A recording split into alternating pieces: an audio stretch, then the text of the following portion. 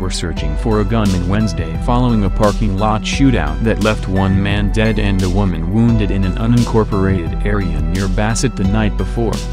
The shooting occurred about 9 p.m. Tuesday in the parking lot of the El Jalisco Cafe in the 13,100 block of Valley Boulevard, said Lieutenant Joe Mendoza with the Los Angeles County Sheriff's Department.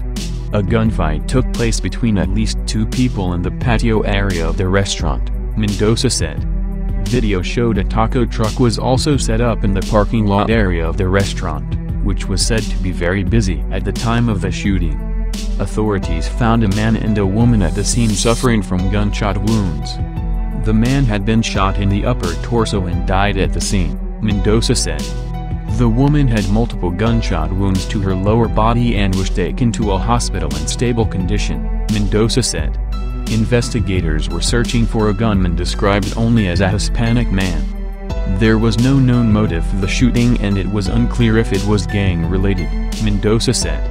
Anyone with information about the incident was asked to contact the Sheriff's Department at 323-890-5500. Those who prefer to remain anonymous can call Crime Stoppers at 800-222-TIPS, 8477.